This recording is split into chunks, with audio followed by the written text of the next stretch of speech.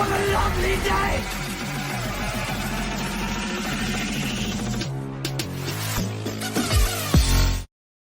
Welcome. The Flat Earth Debate Uncut and After Show. I'm your host Nathan Oakley, and if you are new to this channel, or you've not done so already, then be sure to subscribe, hit the bell notification icon and join button to keep up to date with the Flat Earth Debate. If you'd like to support the channel, there is a super chat that runs alongside each of these shows while they premiere. There's also a PayPal, Patreon and crypto link in the info box below the video. Speaking of Patreon, I'm going to do a quick shout out to all of you who do support me on Patreon. So, a massive shout out of thanks and appreciation to Neo the One, Lost Cat FE, Rob W, Open Minded, Reese Pound, Del West Watson, Mike, Muted, Dick Earth Skeptic, Chris Hellman, NA Literalist, Maria Nealand, Unbelievable Productions, Blue Ridge Ranger, Rob H, Burn Fat Till My Stomach Is As Flat As the Earth, Nathan Thompson, The Real Gabster, Windrider, Missouri Bear, Henrik86, Liam Nedrick, Erwin Jennisons, Abraham Mohammed, Dave Rakia Gafford, Naibai, Adrian Quintana, Skeptic936, Life is Short, Fireball X, Felix Hung, TheFlatEarthChannel.com, Texas Mike, Edwin Johnson, Kirsten Smith, Alexander Main, David Wayne Foster, and Dank. So another massive thank you to all of you for supporting me on Patreon. Now, hopefully we're joined by a few people in Discord, so I'll raise the mic on them while I set up for today's live show. Sent me because Helio was telling me, what was it, Saturday? I was like, I'd never seen that, so he sent me the link and I watched it, but that was from a few years ago, no? The Vice interview. Yeah, that was from several years ago. Yeah, very good.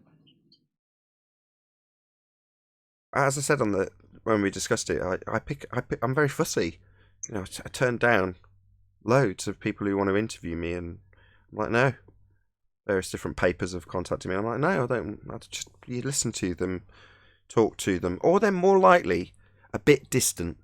In other words, you don't get to build that rapport with them, and you know that to me says it all. If they don't want to build a little bit of rapport with you, it's because they're going to throw you under the bus.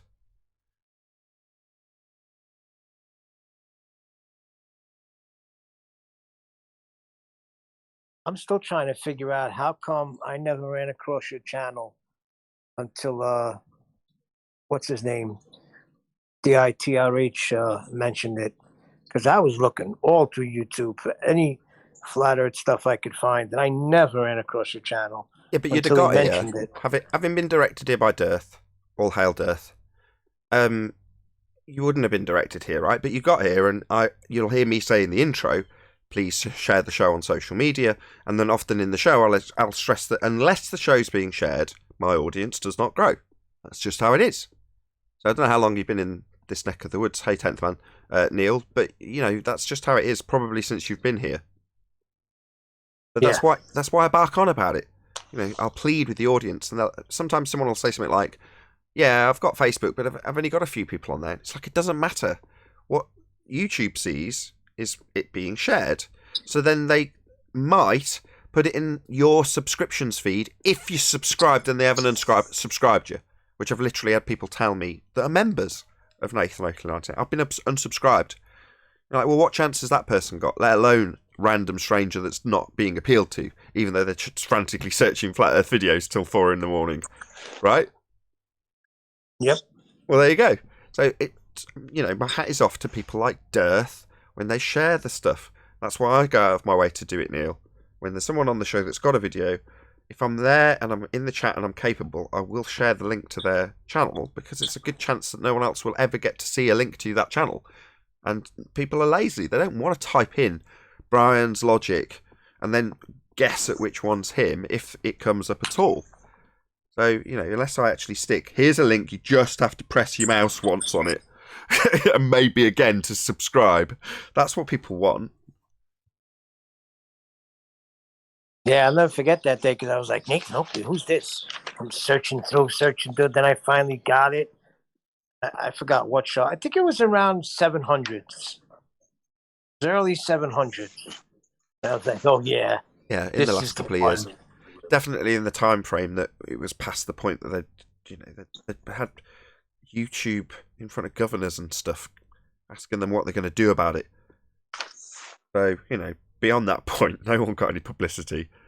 course, I'll get exposed to the likes of Dr. Becky and Simon Dan and Dr. whoever, that's what I get exposed to. It's like, I bet there's loads of new flat earthers making videos. I'm not getting shown any of them, though.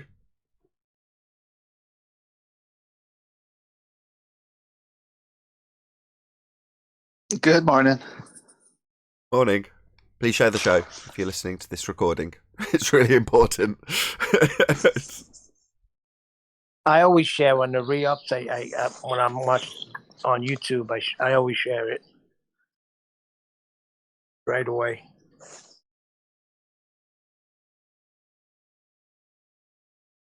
Probably very tedious for my Facebook following if I have one. I don't use Facebook. I never log into it. I don't do anything with it other than share my show on it daily. That's what I do. I never use Facebook either, but I share it. A constant spam link of my shows on a daily basis at the same time. Somebody's going to say, what the hell is this all about? And watch a show. I know it. Hopefully. That's the idea.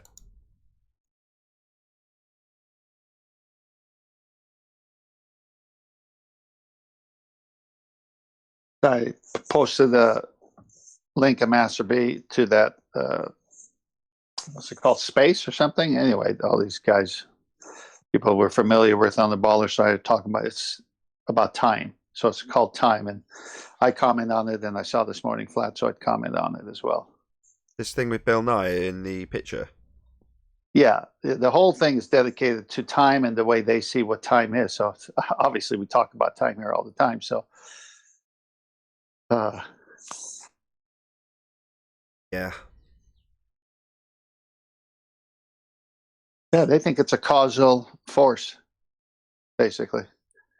Yeah, they've taken their reification completely into the abstract. They're That's where they doing live. that with everything. Just leave it in the mathematics.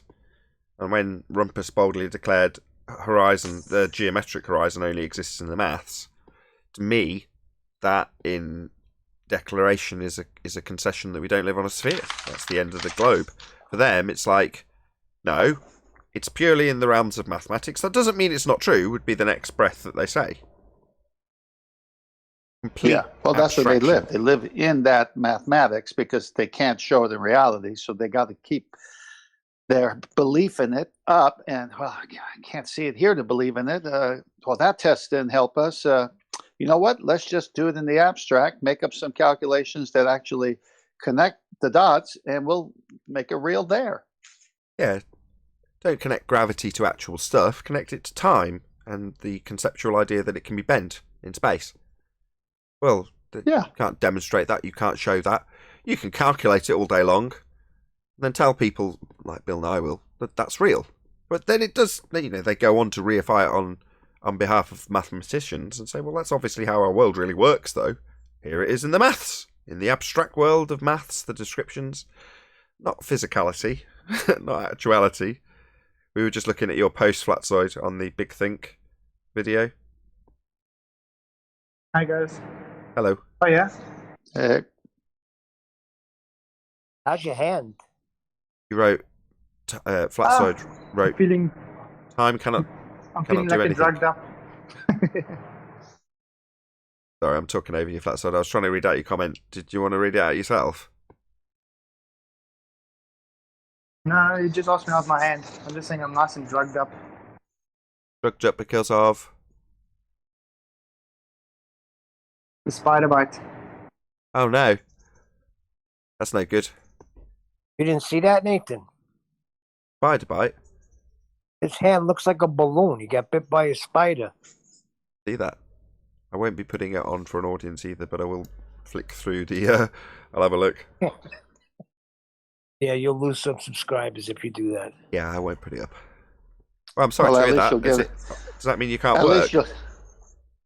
At least you'll get a thumbs up in that picture. Yeah, but that means he can't work, right? If he can't use his hand and he's all drugged up on painkillers or whatever. Oh my god. We had fun with him yesterday. So that looks like, to describe it for the audience's benefit, it looks like if you tied together 5 parsnips. looks like.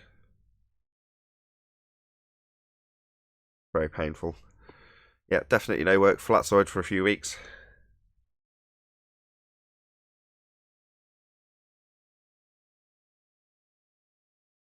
Well, go ahead and read his comment, and I'll read mine afterwards. I haven't got it up anymore. Is there any chance you can read it? Okay, I'll do it. Just hand it over to me, Nathan. Okay, I'll go ahead and read mine first because it's up already. Did you want to? Did you want a hand beforehand for your pun? Yes, thanks for the clap. So I watched the whole thing and I wrote, time is a concept, a convention we as humans use for a 24-hour day when the sun returns directly above us, our zenith, 15-degree movement of the sun. Time is not a causal force. Time doesn't boil my eggs. It's used to measure 7 to 12 minutes, depending how soft or hard you want the yolk. I am the cause of my eggs being boiled, not time. Einstein lived in his imagination, and all he did was create a mathematical equation. Not science, no dependent variable, no independent variable to manipulate, just math, not scientific method. And that woman is crazy then. I should have said crazier then, but I put that woman that was on the video. And then Flatsoid says, Yeah, the Michelle woman is crazy. tell me about it. All right, Flatsoid wrote, time cannot do anything. It's not actual. It's a man-made concept to measure a unit. So just that alone debunks any scientific validity to time, as time is not scientific. Yeah, superb. Yeah, those comments were missing years past. Now you go to these channels that post these videos, there's so many people that challenge the nonsense that they keep putting out. It's good to see. It is good to see. It's upstart kids, you know. Completely fearless online. They have no issue whatsoever going on to a NASA video that they've been presented and saying space is fake. Oh, you remind me of something. So yesterday, another crew member of the 3 that I interviewed on my video was at the front gate. And so I pulled up. I said, hey, you need to get in? He says, no, we're just working on the outside of your property today. I said, all right, well, just let me know. And went about my day. And then I came later up front, and he was about to take his lunch break. And we started to talk. And I mentioned that I had spoken to his colleagues the other day for my YouTube channel, but I didn't say what the YouTube channel was about. So we jumped to other subjects after that, and then he says, oh, by the way, what's your YouTube channel about? So, of course, I started a new conversation with him, and my phone was at the house, so I couldn't record it. But it was interesting because he says, after I told him what my YouTube channel was about, was the nature of the Earth and the ongoing debate on the internet. Is it a sphere, as they've been telling us, using mathematics, or in reality, is it a plane? And he goes, well, what do you believe? To me. And I said, well, it's pretty obvious. I go, look around you. Are we spinning? You think we're on the ball? He says, well, I know we're not spinning, but, and I go, but what? And it was great. It just went on from there. So he wants to talk again, but he had to take his lunch break. Yeah, rational, normal people who aren't overly dedicated to the heliocentric reification will just hear it and go, yeah. At a general level, most people assume they're not spinning. When you ask them off the cuff, i.e. not in an adherence world where you adhere to this model where we're spinning and moving around the sun, are we spinning? Whereas if you just say, well, do you feel like you're spinning? Most people go, no. You know, and they're not going to concern themselves too much about why that is. They just know instinctively that they're not moving. You know, obviously at the other end of the scale, we've got us debunking the claim that we've got 15 degrees an hour drift. The fundies then replying, well, no, I just assume Earth and atmosphere travel as one when I beg the question that Earth's spinning. And debunk the claim we've got 15 degrees an hour turn of the Earth underneath an inertial reference frame. Well, that's advanced from people who are dedicated to the cause of their religion in heliocentrism versus your average Joe on the street who just goes, yeah, of course we're not. Yeah, obviously. Exactly. Yeah, they know better. Yeah, it's good to see it get to this level of conversation with normies, because they'll at least have good, strong, logical arguments in the event they should be introduced in the future. Hey, I met this guy here, or this person put a comment on YouTube and said, how can you have gas pressure without containment? So try to answer that one.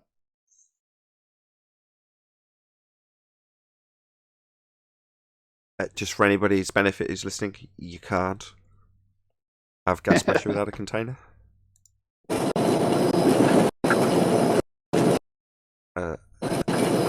Zeely? Wide open mic, can you hear us? Sorry about that. I don't know why it automatically turns the mute off. I don't know why it does that. I don't either. I don't know how this whole thing works. I'd have to run this room. That's about it.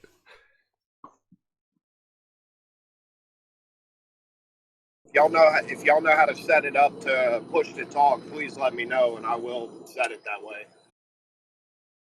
Yeah, it's in the little cog settings, audio and video.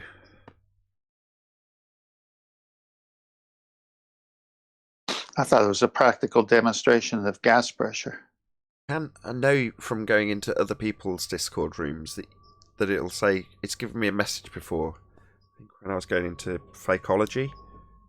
I can't remember where it was, it doesn't matter. You go in and it says you cannot enter this room unless you've got it on push to talk. So I think maybe that's going to be something I'll ask Betty or whoever. Oh, I see too. So you could preset who can come the way they're set up. Yeah, in other words, if you haven't already gone into your settings, audio, video, and then gone, yes, I want push to talk enabled.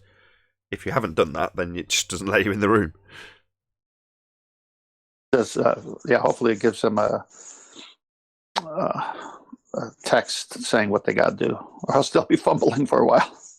As I say, that's exactly what I got. I can't remember the room I was going in at the time, but I went into somebody's room and it specifically said, no, you can't enter, you need push to talk on. No, good. Well, it's been a couple of weeks now, or actually longer, but especially the last 2 weeks. And it's been nice. No trolls, no diehard ballers with their crazy circle-jerking methodology of answering questions. And we've covered a lot of topics on the show in depth, so I've been enjoying it. Yeah, I like it too. Nothing wrong with the limitation to the fundies that don't want to join. That was a double negative. That want to join. Yeah. They actually exercised their right not to join because they kept getting shellacked over here.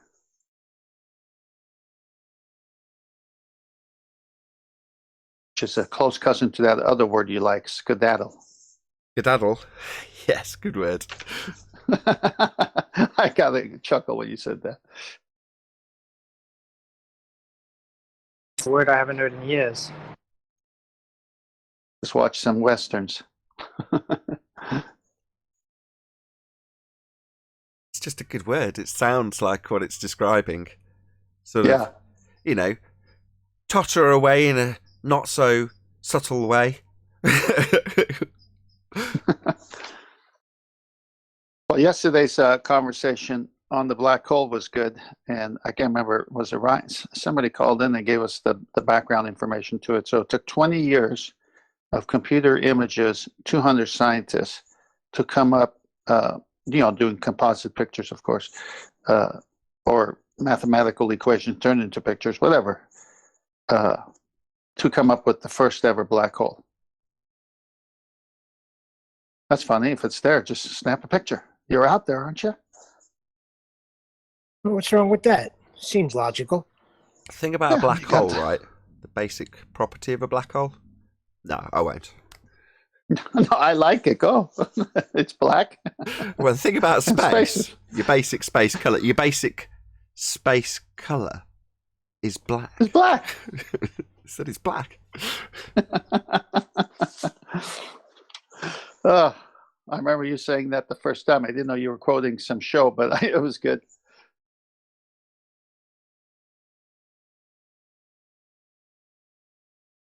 But in the mind of people who hear that, especially the way these props, the pseudoscientists on YouTube videos talk about black holes like it's an everyday occurrence. Oh, we've got this. I can sit at my computer, stare at my screen, listen to my iTunes, do a little bit of science, and study this black hole. That make a sound in the imagination of just a normie that they got tons of these pictures and they could snap them whenever they want. I mean, you got the Hubble out there, supposedly, blah, blah, blah. Break. That's nothing. I was reading today that there's gases above Venus that have life in them. Gases above Venus? Yes, because Venus is made of all type of volcanoes, and it's 800 degrees Fahrenheit, so it's impossible for any life to live there.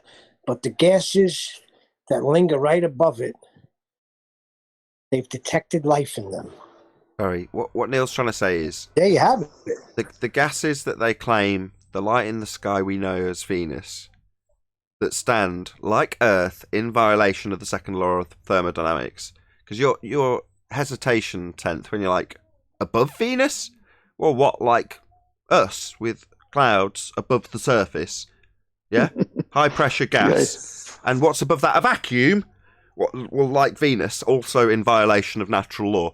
But according to them, the gas that stands in violation of natural law not dispersing into the vacuum, that's got life in it, according to this article Neil's read. That's what he's saying. Yeah. It's amazing how they just make up anything and then everybody believes them. Well, they wear the lab coat, right? I spoke to that. I got a white lab coat. I know. I think I commented on your white lab coat the other day. Me scientist. Hoo-ha. Yeah, that guy that I spoke to yesterday, the utility worker, I said, let me ask you a direct question. And this is right at the beginning of the conversation. I wish I had taped it. I said, do you know what natural law is? Like the second law of thermodynamics, inviolable, always true. I go, would you trust that or a mathematical equation about something of a region you can't get to? And he says, well, you put it natural law. And I said, all right, so let's do another one. Would you trust natural law about gas pressure without a container? How does that work? How can you have gas pressure without a container? Second law of thermodynamics. And I went right into it. It was good. He was perplexed. He said, his eyes crossed. He goes, well, okay, I see what you're saying, but, and I'm not saying you're wrong, to me, but could there be something we don't know? And I go, like what? And then he had a blank. He had nothing to say. Yeah, to paraphrase his reply then, I'm sure there's a special pleading fallacy here somewhere. Yeah, good. Yes. Well, I knew what he was doing. What he was doing is saying, is there something you haven't thought about that actually could do it and not violate natural law? And I said, well, if it violates natural law, then natural law isn't natural law. Then that would be an argument from ignorance fallacy. Yeah. True because of the things we don't know. Oh, right. Hold on, I read the article wrong. That's an argument from ignorance. I read the article wrong. It says a gas found on Earth that signifies life has been detected in the clouds on Venus. There you go. Hold on. It On matches Venus. what we have here, so therefore life. On Venus, you say. So on. Whereas before you were like above and over and yeah, that's how they use it, isn't it? They say on. So it's on it. What do you mean stuck to it in a A vacuum? stinky, How's that work? toxic, and flammable gas. It says a stinky, toxic, and flammable gas found on Earth has been detected in the atmosphere of Venus. Okay, so the atmosphere of Venus, yeah. What So they in other do words, it's measure? here, it's there. What they do, Neil? Measure farts? Probably probably based in You mentioned spectroscopy. something stinky. Probably based in spectroscopy. I want to know what. I just want to know what kind of probe do they use to get all this information? That's what I want to know. Does it reference it, Neil? A Does it say rectal I mean, they struggle. they're just analysing the light? I mean, they struggle that, to Nathan? find things in our own bodies. It was a What was that, rectal Nathan? probe because it's full of shit.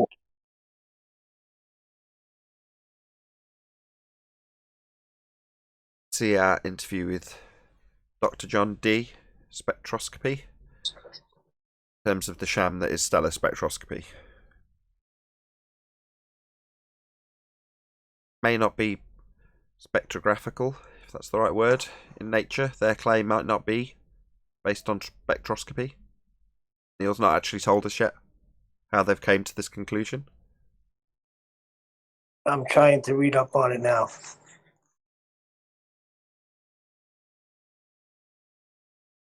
As I They recall, need it for the alien invasion. as I recall that show with Dr. John D. If I could summarize it, correct me if I'm wrong, if I'm summarizing wrong.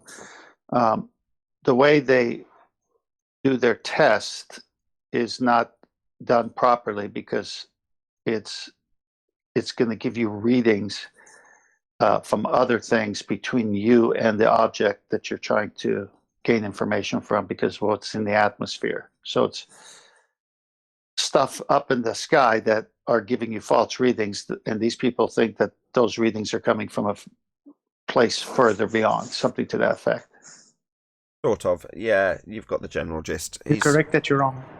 He's not wrong. He's correct. It's when Dr. John Dee's doing spectroscopy. It's in an isolated, sealed box, if you will, and you're introducing samples that you'll then test in various different ways. It's not establishing cause and effect. It's just testing. Yeah, studying, if you will. But his studies are under a certain degree of control when they study. And the study of stellar spectroscopy is done through the atmosphere. So instead of having a controlled box where you know precisely what the content is, you've got what they claim is vast distances between us and it. In no way controlled. It's a joke. Okay, I found it. Researchers used the James Clerk Maxwell telescope in Hawaii in 2017 and the Atacama Large submillimeter array in 2019 to study Venus. Their data revealed this spectral signature unique to traces of phosphine in the planet's atmosphere. Yes, So I was right. So I was 20 correct. parts per billion of the gas is present in Venus clouds. Yes, So so they're using spectroscopy. So spectroscopy. Yeah, so I was correct. So I don't need to repeat myself. Ay, Happy days. Shame.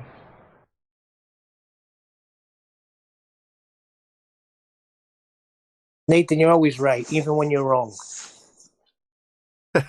No, far from it. I'm not perfect, Neil. Nobody's infallible. So these gases are inflammable, though. When they study these things, they're actually spotting them by a chart that shows different colors of what they think gas should be, and they see a color, and then they say it's that gas, and they match it by a color. Is that how they do it? Yes, that's correct. Signature of the gas, presumably acquired by people like Dr. John D doing actual spectroscopy. And then they look at a light in the sky and go, well, it's that gas. It's got the same signature. That's so insane. It's total bollocks. Very amusing for us to have a chuckle at. They're looking through the it's very a complete gas. sham. It's just an extension of of observe and declare, right? It's just got an extra little bullshit step in between. But, you know, it said it all in the first few sentences of what Neil described. They had a little look at it.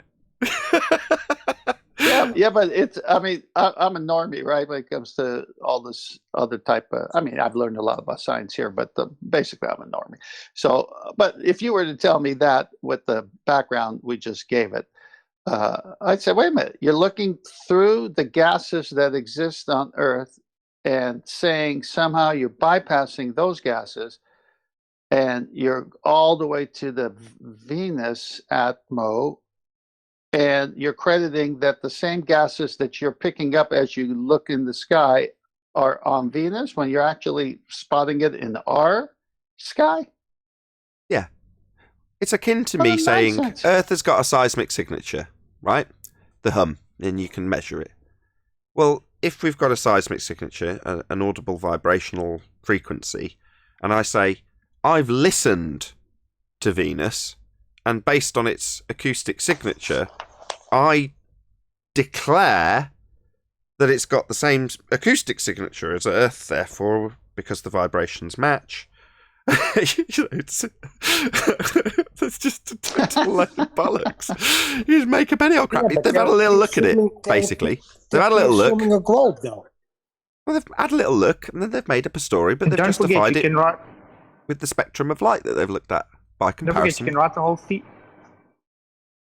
So by comparison, you can write the whole thesis on it as well.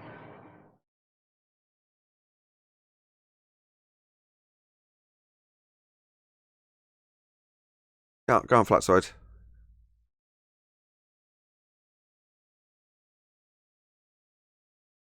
I think he said you could, don't forget they can write a whole thesis on it as well. Yeah, you could submit a whole load of nonsense. Yeah, convection currents. I'm gonna write observe and declare currents on planets I've never been to.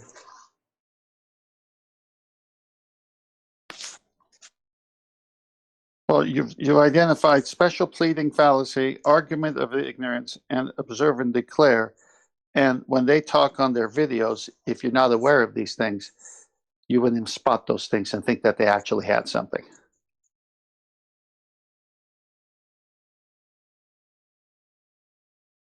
Yeah, they fall under the banner of science, right? All of the pseudoscientists that we ask for scientific evidence and housekeeping questions.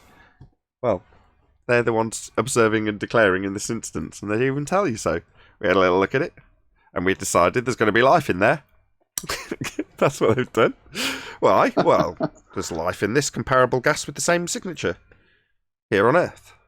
Therefore, Venus has got light that's got a signature that suggests, by comparison, that it would have life in that second law of thermodynamics violation gas that we say is suspended in a vacuum.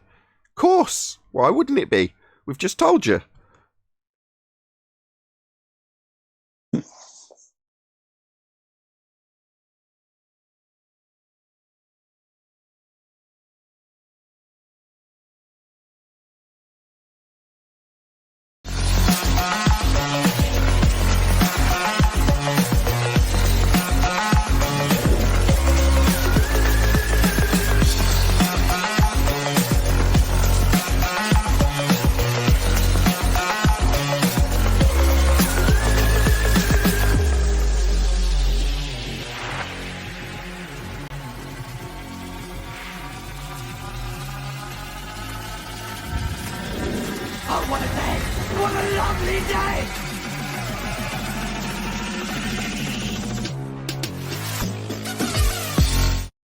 Welcome to Flat Earth Debate Live.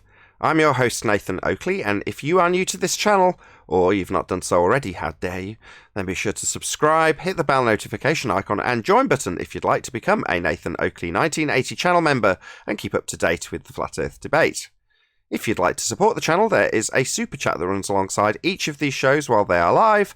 There's also a PayPal, Patreon and crypto link in the info box below the video. Most importantly, if you'd like to join the discussion, simply mute the page you are currently watching, then click the link in the info box below this video to join the panel and express your views on the nature of Earth.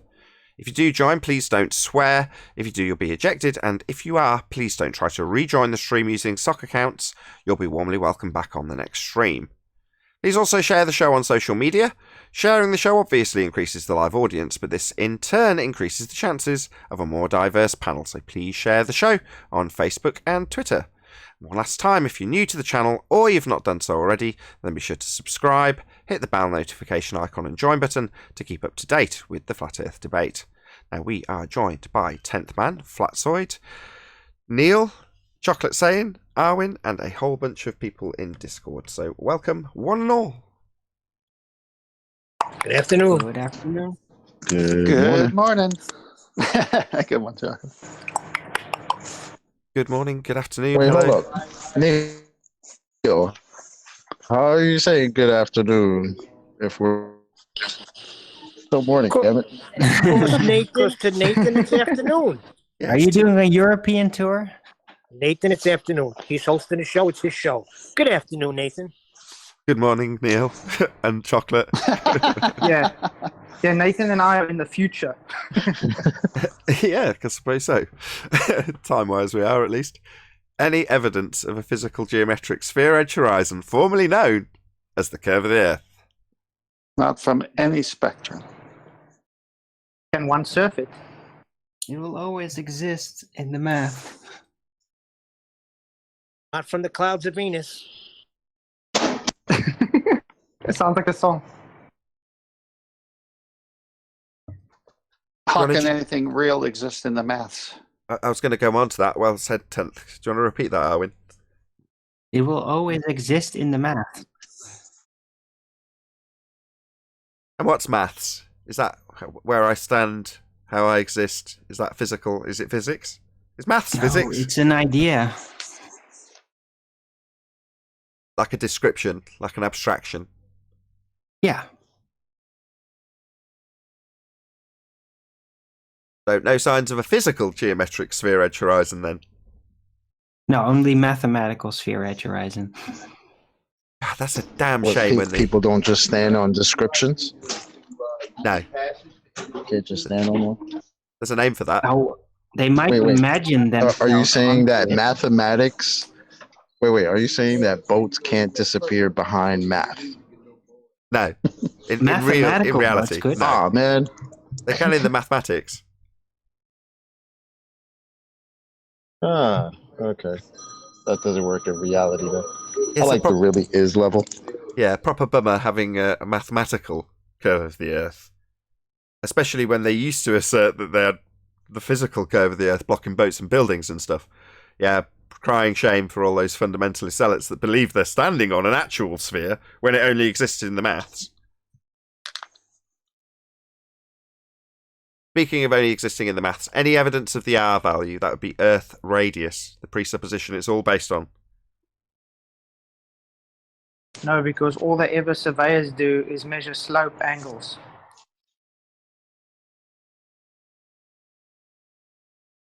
If we can't show curvature, then how are we going to find the radius? You can't. It only exists in the maths, Neil. Didn't we just cover this? Yes. You're right. You're right to repeat it, though. You all know where you need to go. If you want the Earth to be the ball, you have to migrate to math world. Right. So if you're But going to say you Owen, got to don't go to forget- sleep. That's right. You need to live in Even a world in of the maths, abstraction. it's That's added correct. afterwards. Arwin, spot on. Even in You need to live in a world of abstractions. That's right, Arwin. Yeah, but even in this maths, they have to add it in afterwards.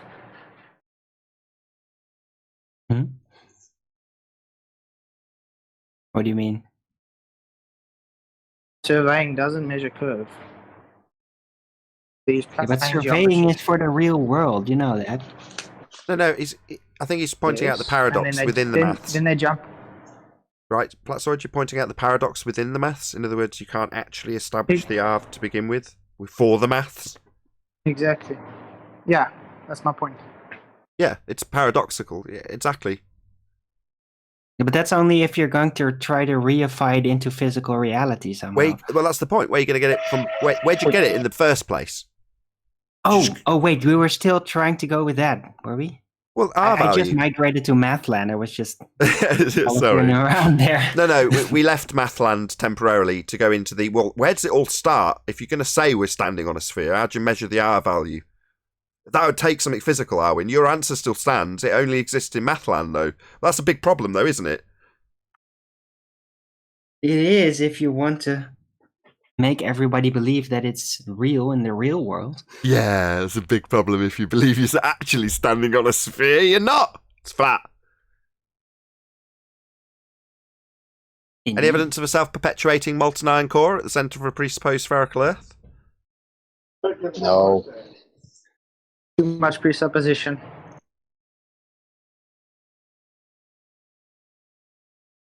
Yeah, just a giant story and no confirmation whatsoever. They barely tried. I guess because the preliminary conclusions of when they actually tried were so contradictory to their predictions that they just thought, like, this is going to get too messy. We're going to get a hassle for not showing the image like we know everything. No? Did you know there was a whole hoax narrative that went along with the borehole? The 8 Mile borehole? There was a bullshit narrative that they cracked 9 miles and opened up into a big cavern and took an audio recording at 1,000 degrees centigrade.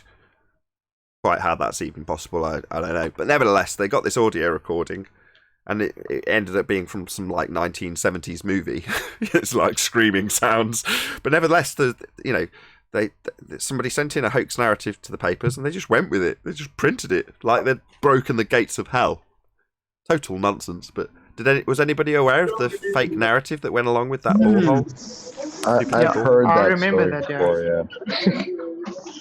It's like the 7 gates of hell. Yeah, the story was they'd actually... Makes for a great story, though. Why not? Yeah, total bollocks, but great story. But they left that out in their predictions, man. Like, why does it? When you see the cutout of the molten iron core, why is there not like a layer that says like the 7 gates of hell or something like that? No. When they were measuring the P waves and S waves, there was Bill was there, who was probably called Bill or Bob or something like that, and he was like looking at it. He's like, yeah, we're going to go through a bit of granite, then we're going to go through a bit of clay, then there's a layer of water, then the layer of hell, then a bit of water. You got it all mapped out.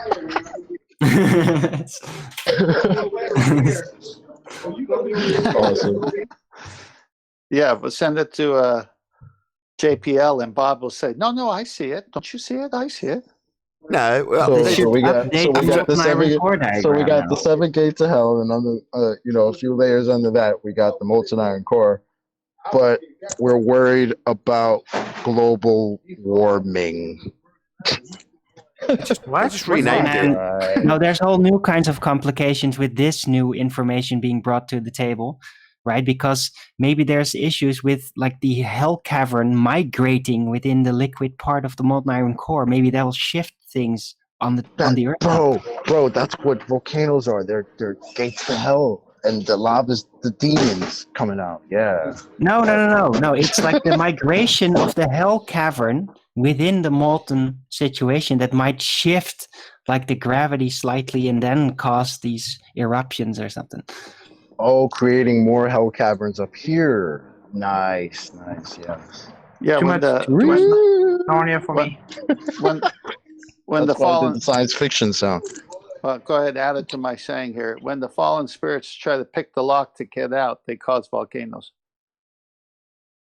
Next week on Ghost Hunters, we're going to be looking at Husker Castle and the gate to hell there.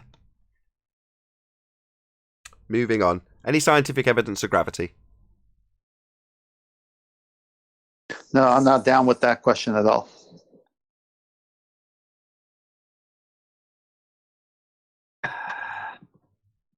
The tides. Just kidding. Let's see the Einstein field equation for that one. Yeah. What about any single viable hypothesis from any of the fields of astronomy, cosmology, or astrophysics? Impossible from those fields. Well, they could technically create a hypothesis and then disprove it to be true by trying to very manipulate it. And then when they try by approaching it then yeah, it's gone. Oh yeah, we failed. So that means we disproven. Yeah, that's Well, called, maybe in the broader sense of the hold on, word, Tenth. if they want to use hypothesis, but not in the scientific method, right? Well, no, what Arwen's just described is the validation of the null. I'll just give me a couple of seconds just to clarify what Arwen's just said, because it's quite important.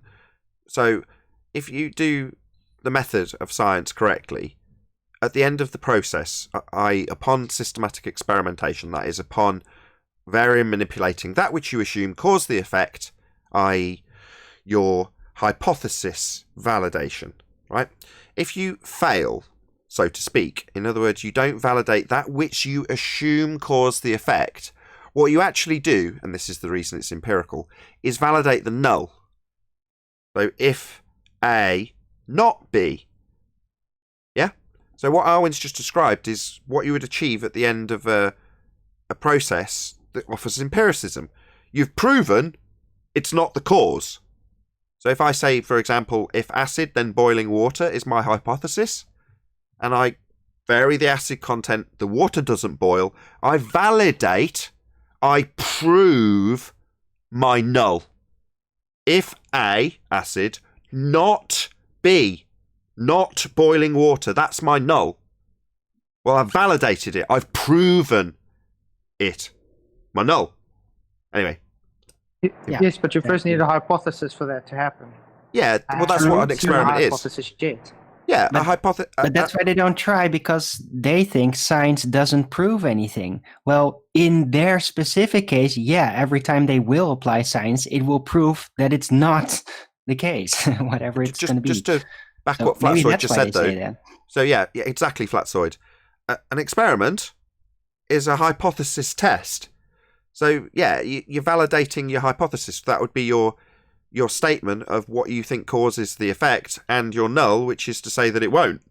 But you're validating that upon experimentation. You're varying the thing, like me adding the acid. That's me performing an experiment to validate acid as the cause of boiling water. So upon doing it, i.e. actualizing the hypothesis, you've got to have one. Absolutely, you're right.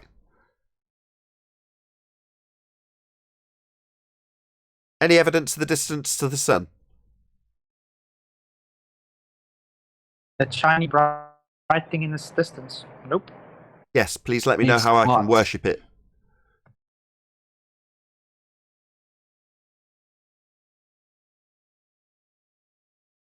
It's very hot.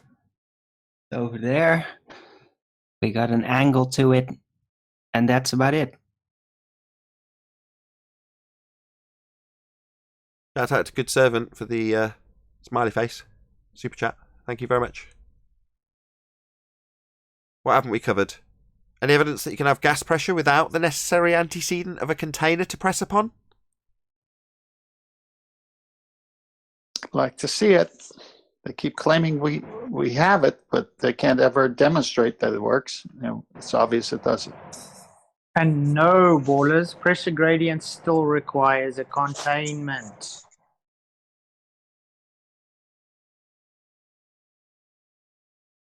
Yeah. I don't even see how they could actually believe a gradient actually helps them. A gradient only helps our argument.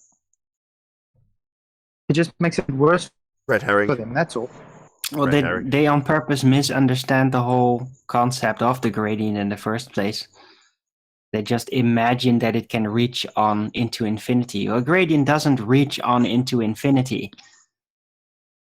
It only reaches on within the container. And if, that would be infinite, then there would be no gradient.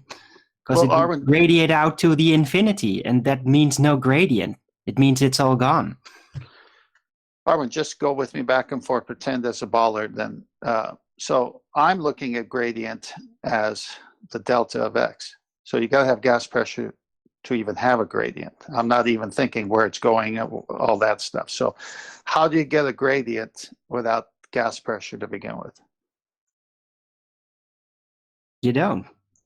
It just Okay, radiates out into infinity, which means no gradient. Right, but how'd you get the gas pressure to even have the gradient conversation? You don't. He How do you told have you. gas pressure? He told you. You don't. Yeah, but he said it goes It's out too to busy infinity. shooting off in all directions. Yeah, it's too Yeah, but- busy succumbing to entropy increase.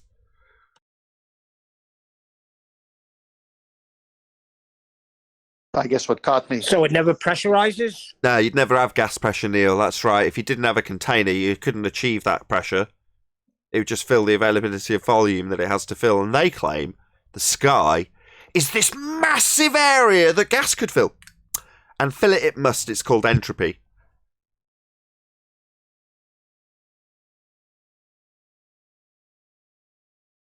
Any evidence of axial rotation of the Earth-based variety? Wow, after all that, eh? Yeah. Helium balloons debunk that. Tell me more. Everything that spins, everything that moves circular-wise ever proves the spin of the Earth. If you ask a baller, everything. And if it doesn't really turn, then you just imagine it to turn, like with the Foucault pendulum, because it literally does nothing but swing around. It's only there to basically hypnotize you and get you to mind experiment that you're on the pendulum, that the Earth is supposedly spinning underneath. That's all. It doesn't actually do or prove anything. But would that focal pendulum still be attached to Earth somehow? Doesn't matter. A pendulum's swinging back and forth, flatsoid. That's all it does. Back and forth, back and forth, back and forth. So why does it knock the dominoes over? Well, they claim because the Earth's rotating underneath. In other words, the pendulum. But don't you have to actually push it to move? Yeah, but you know when you release the pendulum on a clock. It's not about that. Yeah, just let me explain it. When you release a pendulum on a It's about clock. as literal a hypnotic magic trick as you can imagine. We heard. It doesn't prove Yeah, it. we heard. It's just there to initiate the mind experiment. Thanks. It's to look pretty. Can I just explain it? Well, that's a problem because that's a proof. That's a ball of proof of Earth spin. Right, can I just break it down? Any chance? The pendulum on your clock goes back and forth, doesn't it? Doesn't swing left or right, just back and forth in one motion. Back, forth, back, forth. That's what a pendulum does, right? So when you see the pendulum knocking over the dominoes, that's claimed to be a demonstration of the 15 degrees an hour, not actual drift, because the pendulum's not actually deviating. It's only swinging back and forth, and it's claimed the Earth rotates underneath. That's your apparent deflection at 15 degrees an hour, because it's not actually swinging out in hitting the dominoes. It's claimed the Earth rotates underneath. That's Coriolis effect. 15 degrees an hour drift. That's not actual drift as the Earth rotates underneath the pendulum. So they're claiming pendulum swings in a straight line back and forward and the Earth rotates underneath. So while you're attached to the Earth, it looks like the pendulum's moving outwards to knock the next domino over. It's not. It's only moving back and forth as you rotate underneath, so you can observe the not actual deflection of the pendulum because you're rotating underneath. It doesn't matter that the pendulum's attached to the Earth, because the pendulum in its motion is in its own reference frame, claimed to be the inertial reference frame. So it swings back and forth in the inertial reference frame, and you are claimed to rotate underneath. But then why didn't my helium balloon move? You'd think after 25 minutes it would do something. Because Earth does not rotate underneath. Anything other than this gyro or this pendulum that they claim gives them the demonstration of 15 degrees an hour drift. Because that means that if you're in the inertial reference frame, i.e. not attached to the rotating frame of reference, then you're supposed to see everything that's not attached drift at 15 degrees an hour. And your balloon would drift away at the same rate the sun drifted past it. So even though it's not attached to Earth, it's not drifting. Well, it should. It just doesn't. Because we're not turning. There is no Coriolis deviation as Earth rotates underneath. Earth doesn't rotate underneath. Yeah, well, the ballers are claiming now we wouldn't expect to see a drift. Well, that means there's no 15 degrees an hour deviation. Well, bye-bye claim that that Neil deGrasse Tyson and the assertion within the religion states proves you're spinning. Because you're supposed to have 15 degrees an hour to prove you're spinning, not a defence about why you don't, with a begging the question fallacy that I assume Earth's spinning, but we don't see any 15 degrees an hour deviation because the atmosphere's travelling with the Earth. Well, that would piss right in the face of Neil deGrasse Tyson's assertion that when a football's kicked, Earth turns underneath it to make the field goal, and from the stands it looks like it's curving, but you're just attached to a frame of reference that's claimed to be turning, and then the ball leaves that frame of reference, and you get an apparent deviation. Not actual, it's just you turning underneath it according to their claim. And the ball's left Earth, like your balloon. Left Earth for a prolonged period, but didn't have any drift. So your response, Fundy Globehead, is to say, well, we wouldn't expect to see the 15 degrees an hour deviation that we claim proves it spins. Well, that's not a very good argument now, is it?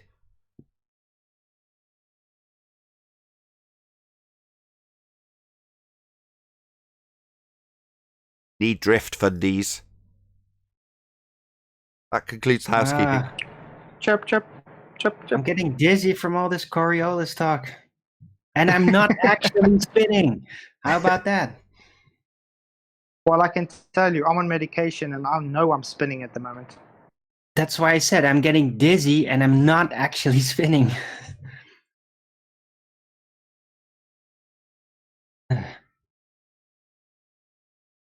Because the Earth's not spinning, right? Yeah, they need that 15 degrees I an have no hour. fear. They tell us about it without actually concluding their statement. They say 15 degrees an hour proves the Earth spinning. All right, 15 degrees an hour of what? An apparent deviation because we're spinning underneath an inertial reference frame, like Neil deGrasse Tyson points out with the football. Well, we'd need to see other things that are leaving this claim to be spinning reference frame also deviate then, like aeroplanes, helicopters, balloons that aren't attached. We'd expect all of those things to drift too. Oh, they don't. Just your ball that's in the air for about half a second. Can I get a mic check, Nathan? Hello. Okay, good. I was talking and no one was hearing me, so I just had to rejoin the show. I was commenting on Flatzoid's statement when he said, which is their new mantra, well, we wouldn't expect to see. Well, two of their supposed strongest claims for the heliocentric model is Earth curve and Earth rotation. Well, now it's, well, we wouldn't expect to see Earth curve. And then, well, we wouldn't expect to feel rotation of the Earth. So they're backing down pretty quick. We wouldn't expect the second law of thermodynamics to apply to our sky vacuum belief.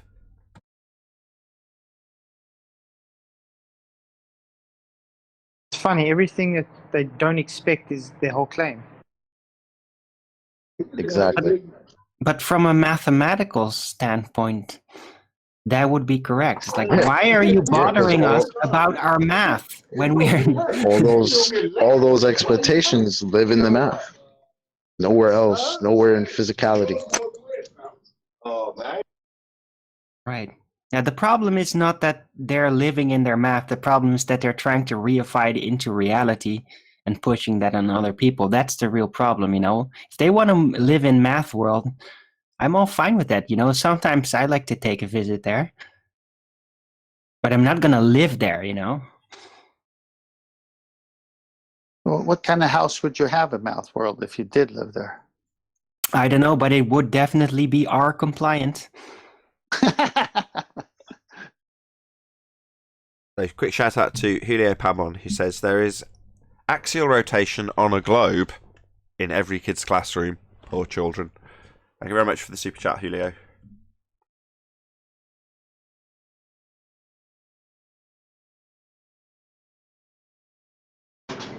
Imagine thinking you live on a spinning ball that's not spinning, and that's not a ball. It's ridiculous. I do it all the time. And it is ridiculous. It But can I see still be fun. stars. But I see stars. Yep. And Pure delusion. no, he does see. I'm pretty sure he does actually see stars, Travis. Can you explain to me why the northern sorry, what's it called again? Why Venus, right? The Lucifer. Why in the morning sometimes it looks so bright it literally looks like there is some kind of a mirror to the sun shining in your face, and then as time passes on, it kind of fades off. It fades out. Does it? No, I always thought that was very mysterious. Not what I've observed. I kept on watching Venus, and it seemed to still be there. So the time would come and go that it was supposed to disappear, and it wouldn't. It would still be in the sky. One day I was like, I wonder how long I can keep an eye on it for. So I watched it all the way through the morning, right up to about, I can't remember. I've said it on other streams when my memory was better for how long I was stood there, but for a very long period, it was probably about 10 o'clock when it was supposed to have disappeared at about like 7 a.m. And I just kept my head cricked. My man did I have a sore neck after that, but I was just staring up at the sky. And what would happen is by that time, the clouds were coming over. And I'd keep an eye on the spot that it was at, and then when there was a break in the clouds, it would still be there. And then the clouds would cover it again. I'd keep my eye very closely on the point of the sky where the clouds had covered it, and when they broke, it would still be there. Now, but for the fact that I had stuff to do, as far as I was concerned, it didn't seem to go anywhere. It was still there, but for the clouds. And probably, if there wasn't any clouds, it would just be washed out by the bright sun. But when I could actually keep an eye on it, that one occasion I did, I'm like, right, well, there it is. It looked clear. There's completely blue sky. I'll go and just keep an eye on it, see how long it does actually stay in the sky for. It stayed there forever. Just another one of those times I was at my local, this particular spot that just happens to be nice and open and fairly close to the top of a hill with a good vantage, is right by a Tesco, like a shopping market.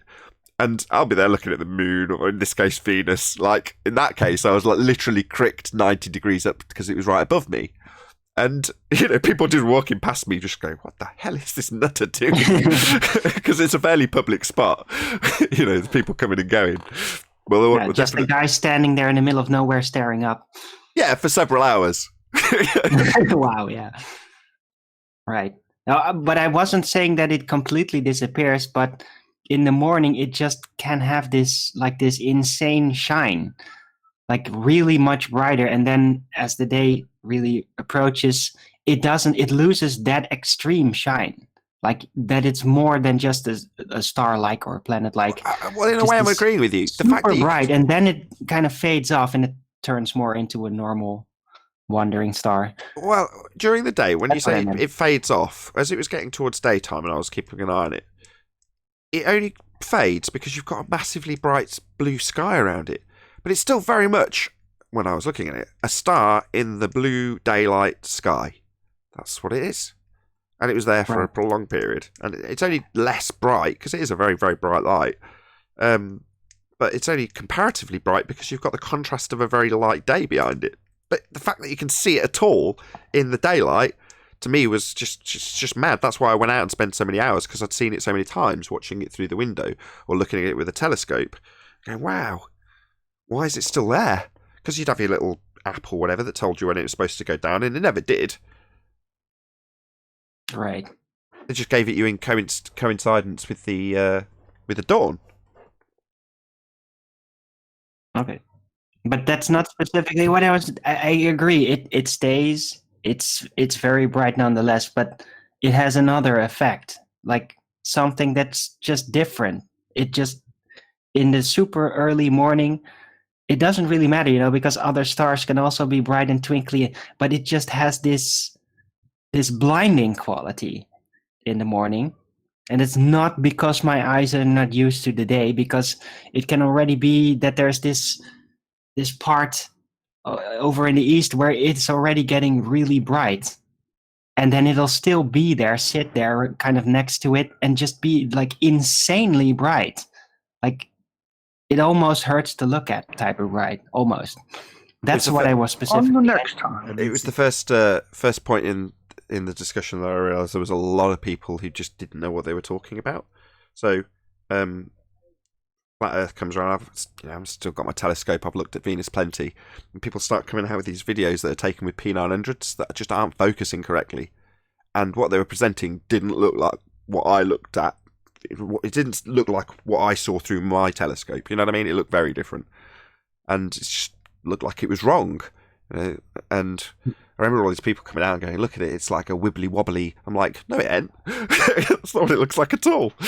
There's got to be something going on. And then someone eventually came along and was like, yeah, they've just not focused. You need to put a little piece of paper in front of the P900 and then take it away, or something along those lines, to get it to look like it actually looks. You remember those videos? I think Eric debated one of them. The dancing lights. Just looked like a wibbly wobbly, like it had life. Right, like a cell in water. Yeah, that's a good description. Yeah. That's not what it looks like. Sonoluminescence. Yeah, they had all that stuff out at the time as well. Star in a jar and all that solar luminescence. Right. That used to be curved waters thing that he would always say. Flat earthers can't use their cameras right. Whoop, whoop, whoop. Well, he's right. Yeah, he was right, but still. It's like he was like a broken record. I've seen some. Go on, Pastor. I've seen some awesome observations done by flat earthers that are even better than globers. So. Oh, absolutely. You can't just pour scorn on everyone's. It's a baseless generalisation, stereotyping fallacy. If you just say, well, flat earthers are rubbish with cameras, it's like, no. There were certain examples where people just made a mistake. They just lined it up, started taking the video, and just assumed that that's correct. Well, it wasn't. How are they to know if you don't know? You don't know what you don't know. Yeah, real quick, going back to that Venus thing. You were saying that you watched it all night long, or what? No, I watched it all morning. Me? You talking about Venus? Excuse me. You talking about me watching Venus with my head cricked up to the sky for hours on end? Yes. Yeah, so I've watched it in the morning, and then I've kept watching it beyond the point that it's supposed to have vanished, according to the app that I had. He was stalking Venus. Yeah, I'm talking Venus. I agree with him, just clarifying what I did when I was watching it.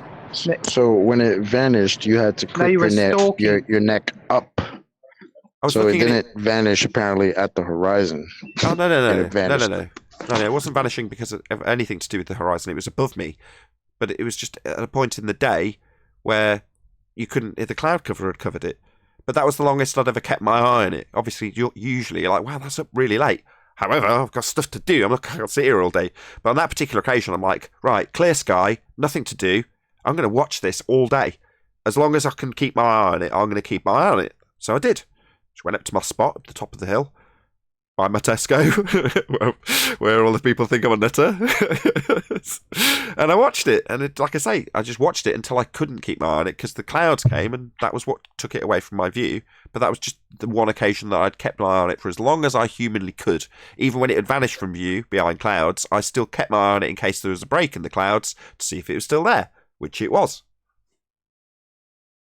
You think the daylight would have drowned it out eventually? But that's the reason I kept my eye on it. The amount of times I'd watched it from pretty much where I'm sat here. This used to be where I'm sat now broadcasting from is where my telescope used to sit. Well, the amount of times, not necessarily through the telescope, but I'd just gone, well, it's up way later than it should be. Why can I still see it? It's daytime. Right, but you said the clouds are the ones that hit it in the daytime. I would think eventually with the light getting stronger and stronger, it would drown it out, right? No, but not at all. You said the clouds got it beforehand. No. So typically, the reason I've gone to the effort of going up the road and keeping my eye on it for hours and hours and hours on end is because each time I've looked at it in the daylight, I've gone, wow, it's still there. Yeah, it's known as the morning star, but not the, daytime star. You know what I mean? It's supposed to disappear eventually as soon as, like I said, coinciding with the day coming. Right. Black Swan. Black Swan. How much have you seen it at night? Maybe this will spark a whole load of people to actually look at what's going on in their night sky, because most people don't. Most people haven't got a vaguest idea. They don't even look at it. They might not ever even glance their head up. I've been watching a lot this summer, but now we've got so much smoke over here. I can't see 300 feet in front of my face. Right. Yeah, that's going to cause a bit of a problem for stargazing right now. Yeah, we're smoke gazing here. It's too bad the spin of the Earth can't just clear that up real quick. Yeah, you should have rotated under that at 15 degrees an hour. Good point.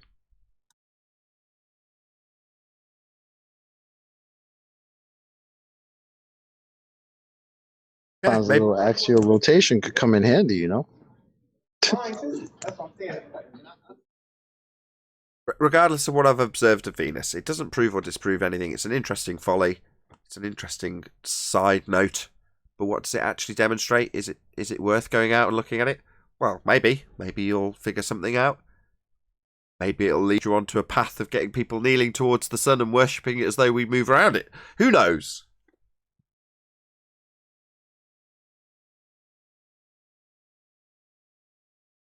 They know. Do they? I think they thought they knew till the 50s. Then they started looking and go, and I honestly think they at some point went, we're wrong. What are we going to do? Let's lie through our back teeth. Let's fake it. Any ballers in here have any scientific evidence for their spinning ball religion? Even though it's not a scientific question, but yet they've asserted for years that they have all this scientific proof for it. Like, oh, we have all this scientific proof of the globe, but yet now in 2020, science doesn't prove anything. Any Globers? Not only do they say that, but they say we deny all the science that they bring. But aren't we the ones asking for it? How do we? How are we denying it when we're the ones like, hey, you guys got that science you were talking about years ago? What happened? Actually, clearly say to Nathan, no matter what I present, you will deny whatever science I bring forth. But why don't they say that after they present the science? They always say that beforehand, right? They always say, oh, if I give you something, you'll deny it. Oh, but you haven't given us anything yet. Just remember, it's their own words. They say science doesn't prove things. That's their out. Was that a hypothetical reply, Neil, or was that someone actually moaning? No, that's what Rumpus said the other day. He said you, specifically you, Nathan, will deny science he brings. He doesn't bring science. You mean right after he asked him where was that science or the evidence that he said he was going to provide, and then he said, "Oh, but you won't accept anything I provide." Exactly. Right. When he hadn't provided anything. Yeah, he didn't bring science. They use science with the normies because tire companies and all kinds of people science the blank out of things, and it's just an overused word. The minute we ask for proof positive, they say, well, science doesn't prove things. Well, then what's your argument? It's horrendously abused. I hear it all the time. If I watch a couple of YouTube videos before the show, I can almost guarantee that someone will abuse that word. So today it was Kim Saeed. She makes psychopathy videos. And she started talking about her science. No, it isn't. And then yesterday I was watching, what's the guy's name? I can't remember his name. I know the channel name. His channel name's Acoustic Fields. He's a acoustician guy who does acoustic treatment for studios. And he was talking about the measurements he got in his 167 rooms. And how it was science. It's like, no, it isn't. It's maths, not science. You're measuring stuff. You're measuring your reverb times and your decay times and your frequency responses. That's maths, not science.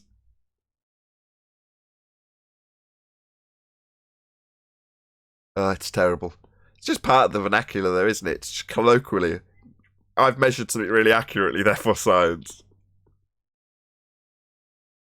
That's what they really hijacked, the term science. Yeah, they needed to. Their entire paradigms are mathematical reification. So convince people that maths is science. What science? Well, dealing with the physical, i.e. physics. Convince people that maths is physics. Well, it's not. Maths is maths. Dealing with the abstract descriptions of things mathematically. And physics is physics, dealing with the physical and natural world. So maths isn't physics. But when you've got a model that's based in maths, you're going to tell people maths is physics. Red rhetoric, right? Quote, math is reality, end quote, red rhetoric. No, it isn't, you complete tard. Maths is maths. It's abstract. Physics is physics. That's the physical. Reality, that's physics. No, he said reality now, not physical, right? Does it become reality once you write down the mathematics? No. Where's Anthony Riley when you need him? If you've got 2 ice creams and you give me 3 ice creams, how many ice creams have you got? I'm glad you brought that up because I was told it doesn't matter because you're eventually going to have to produce those negative ice creams. So it is reality. Yeah, but you can't have I'm not negative. kidding. But in reality, you can describe it. Of that, which is the apples. I've Yeah, had people tell yeah. me, "Yeah, I could owe you 2 apples." Like, what? Nobody's talking about owing me 2 apples. Can you take 5 apples from me if I've only got 2? You'll owe him 3, Chocolate. Nobody's talking about Eventually, you'll owing have to pay anybody. that. So reality. How can they check it take Neil? Slow down, Neil. How can they take 5 apples from Chocolate when he only has 2? And listen to me. Eventually, he has to pay him those 3, so it's reality. He owes him 3. Sorry, in the That's what I maths, was right? told. I'm not Sorry, kidding. Neil, a minus sign, when you say -1 at the end after the equals, that doesn't suddenly imply some contractual obligation to at a later stage with the black book out. None of that's implied, right? Because in reality, you can't have -1 apple or ice cream. I was told. No, you Neil have to knows pay that. me for that apple. I know what Neil's saying because I've been told that myself when I've asked the question. They've told me, "Oh, I could owe you 3 apples," and I'm like, "No. That's not what I'm saying. If you're in front of my face, we're right here, right next to each other, and I've got 2 apples. Can you take 5 away from me?" And to hear the mental gymnastics that they go through in order to not answer that question because they know where it's going to lead. Math isn't reality. We all know that. Let's just do it in steps, just these because there are guys- people that are going to hear the rebuttal and say, no, I agree with that. No, you can owe him 5 apples or whatever. So let's keep it simple. So you've got 2 apples and you're asking somebody to give them 3 apples. So you're going to end up with the equation looking as 2 minus 3. Yeah? That's all you're going to have. And you ask them to describe, what does 2 apples look like? They go, well, here's a picture of 2 apples. Or I can show you them. Here's actually 2 apples. You go, right, okay, well, describe what you get after the equal symbol. What do you get? What is that? What's the minus? What does that look like? And they go, well, it's a debt structure. It's a contract between you and I where I'm going to agree to give you apples at a later date. So that's what a minus symbol represents. That's what it represents, does it? Wow. I didn't know that. The little contract that we've now got going on is represented by that little minus symbol in the maths after the equal sign. And no, that's not what it describes at all. And the whole time proving my point, which is you cannot give me 5 apples right now, no matter what the hell you do, because you can't, or I'm sorry, you can't take 5 apples from me no matter what you do, because I've only got 2.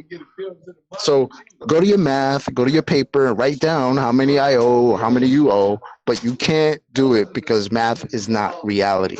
But we can describe it. Until you go to the grocery store and you buy a bag of apples, No. you can give them the other 3. No. Until you describe it, Neil. So you can take this language and you can extrapolate from your description. So you can say, well, by extrapolation, it implies that I'll give you an apple at a later date. Well, isn't that just the beauty of language? Now, in this discussion, how many apples, for the audience's benefit, have actually passed between us on the panel? Physical apples, real apples, ones you could eat. None. None. When it falls apart. All abstract. Just descriptions of apples. Not physical. We're not testing it physically. Not physics. Just descriptions and abstractions about things that don't even exist in this instance. I'd say 2 apples because Neil and Chocolate came from the Big Apple. Stop. No longer will we use apples. We're going to use sloopelgurks. How many sloopelgurks? So, what are you laughing about? How many Sloopelgurks can I give you if I've only got 2? What's a Sloopelgurk? Well, it's a Sloopelgurk. I don't know. I think they skedaddled. Well, sorry. I'm just saying, in this hypothetical scenario, there could be apples, it could be anything. I can make something up because it's just words, just a description. That's what maths is doing, describing something. But when they say no, the description's physical. Oh, really? No, it isn't. That would be physics. The funny part is I've only had 1 or 2 people actually tell me just, no, of course you can't do that. Oh, all right, thanks. Appreciate the honesty.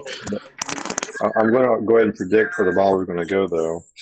Hi, by the way. Hi, Paul. That you can predict what would happen. Like if you took those 2 apples away, you could predict like he would have 0 apples. So you can use math to predict.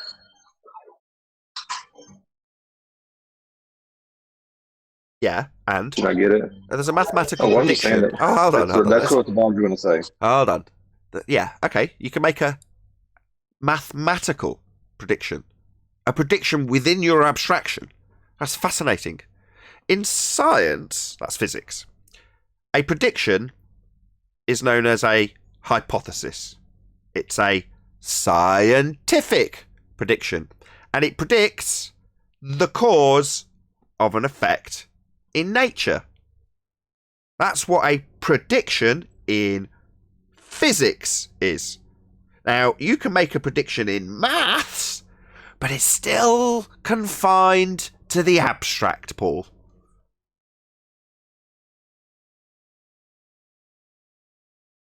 Sorry, I won't wait for the mute button. Yeah, I get it, but that's what they're going to argue, though. So no matter what, then they're going to use, well, if I throw the ball, if I do this math, I can predict with so much force where the ball is going to land. That's what they're going to do.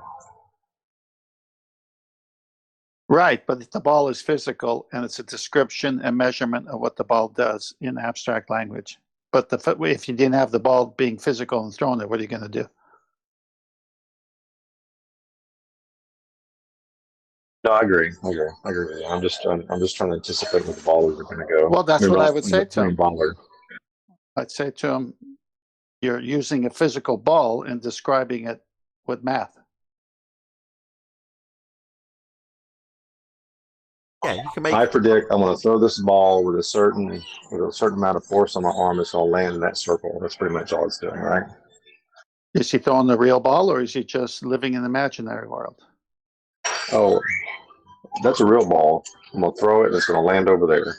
That's fine. So you threw a real ball with a certain arc in your arm or hand, and it landed over there. Now describe it for me mathematically. What happened? All he's going to do. So describing it isn't going to give you a cause and effect relationship. It's just going to describe what he observed. It's going to be his description in maths. Right. Well, so what? Do you want me to describe it in language with English? I can make it really poetic. So what?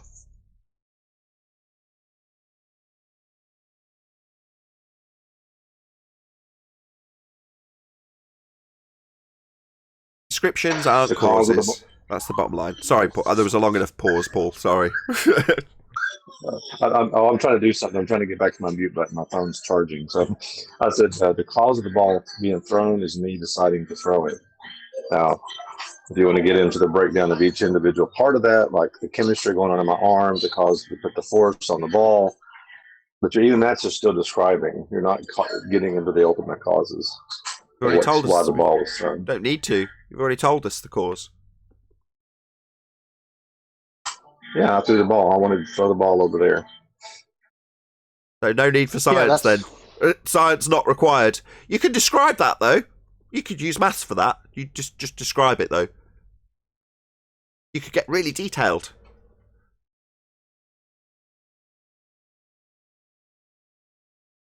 Yeah, when I took anatomy class, the professor said, "Here's what I want you to do. What's going on inside the brain or inside the body? I see a bee. It stings me. I swat it." And I had to walk back everything from in the eye to the neural, the part of the brain, what nerve endings were triggered, all that. But ultimately, why did I swat the B? Not because of all that. It's because I swatted because I didn't want to be stoned. You know, so but you can get into all the mechanics of why or what's going on. But yeah, it doesn't mean that's the cause of the B. Neurons firing, synapses happening, action potentials. That's the detailed explanation. But like you said, you did it.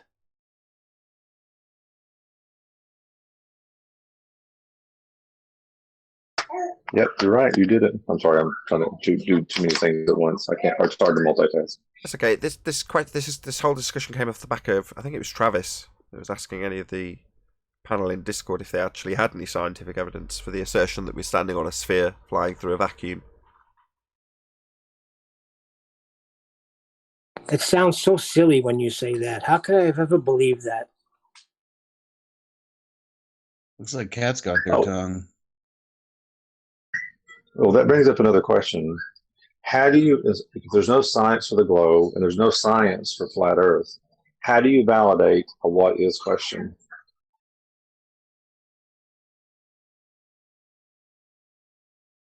Not with science.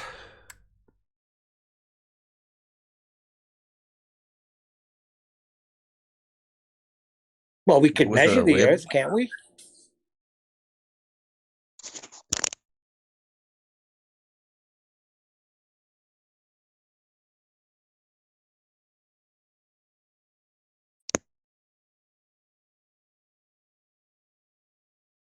Wow, that started up no conversation whatsoever except Yeah, you can it's measure got nothing. it. Nobody else in the globe is going to tackle it.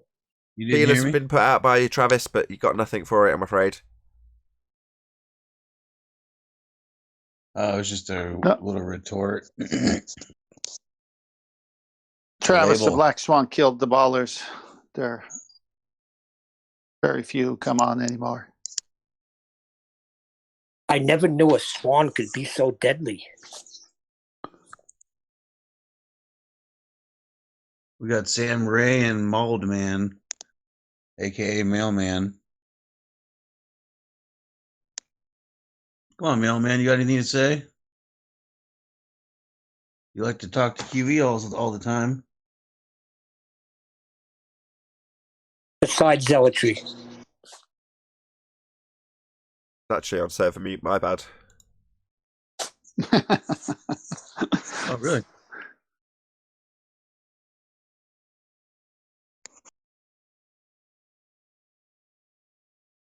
Ballers. Can anybody hear me? Hey, Sam. Just cry if you can hear me. I don't think yes, we do. I was talking to the ballers.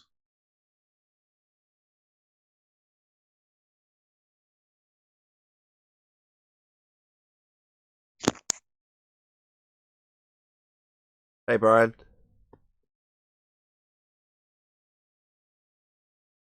It isn't hit us. Hey, Brian. Tuned into the last 5 minutes of painful dead air as we try and entice a baller to defending any claim of science that they might have. So it's total stunned silence. Yeah, it's real bad. The Black Swan has killed them quite well.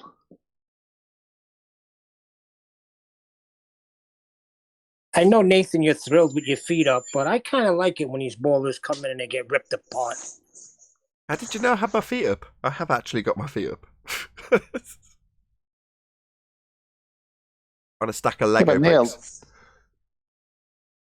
Neil, how many times do you come and get ripped apart and then think you're going to come in again and get ripped apart and keep doing that? They finally learned their lesson. Either come in with a valid argument or don't come in.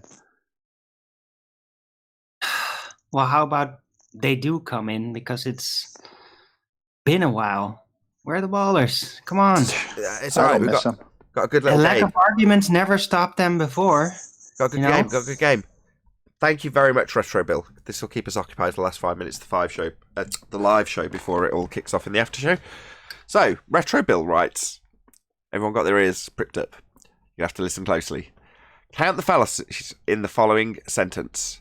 According to science, if gravity exists, then why can't idiot flat earthers explain the Cavendish experiment under the flat earth model? Question mark. They're going to count the fallacies in there. Wow. Do you want me to read it again? Science didn't say anything for a start. No, 5, I think. So we'll break it down one at a time. 6. So just stop me when you think you hear a fallacy. Okay, so according to... If you count the idiot The first question, the first statement was a fallacy. Let's see, hold on, just chocolate.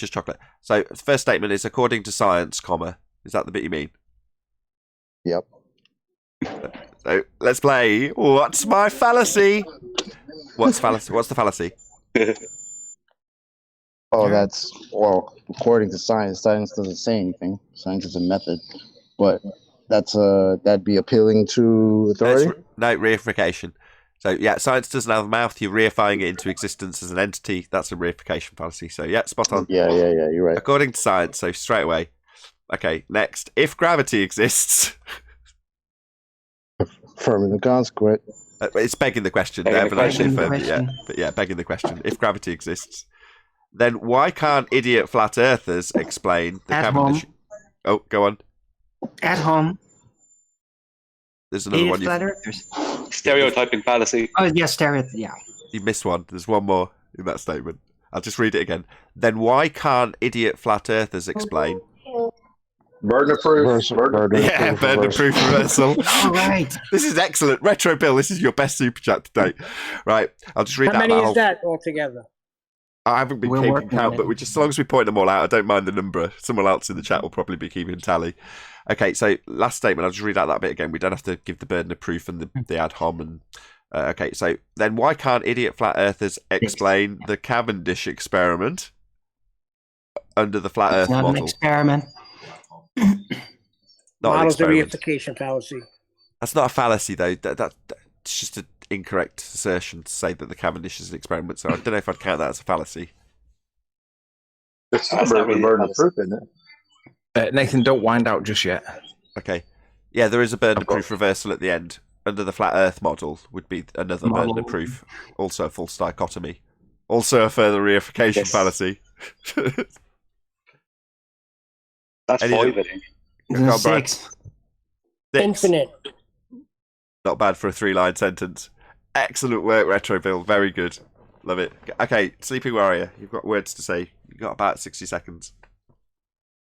Yeah, just share my screen. See my screen if you would. Yeah, no worries. Flashy. It's flashing. Oh, there we go. How do flat earthers explain the Cavendish experiment? Easy. In his own paper, he tells us what he thinks the problems are. He says, in his own paper published at the Royal Society, he says, as the force with which the balls are... Oh, hang on. Let me just minimize some... Oh, got noise coming in that I shouldn't have. That one. He says, as the force with which the balls are attracted by these weights is excessively minute, not more than a 50-millionth of their weight, and this is the key bit, it is plain that a very minute disturbing force will be sufficient to destroy the success of the experiment, and from the following experiments it will appear that the disturbing force most difficult to guard against is that arising from the variations of heat and cold. For if one side of the case is warmer than the other, and the air in contact with it will be rarefied, and in consequence will ascend, while that on the other side will descend and produce a current which will draw the arms sensibly aside. That therein lies the answer to the question, how do the flat earthers explain what's going on inside the apparatus? Convection currents would be the answer by his own paper. Thank you. Oh, you didn't count out to their burden of proof reversal fallacy and false dichotomy. Fail. Sorry. With that, I'll say a huge, massive, enormous thank you, first and foremost, to Sleeping Warrior for that excellent debunking. Also, of course, a massive thank you to all of you in the live audience. If you are watching this on either Nathan Oakley 1980 or Nathan Oakley Premiering streams, then stay tuned, as there will be an after show to follow. Unfortunately, this is where we bid you live viewers farewell. Another thank you to both Discord and G+ panels for making the live show possible. I've been Nathan Oakley. Stay tuned if you're watching on a Premiering stream, and I'll see you all in the next video.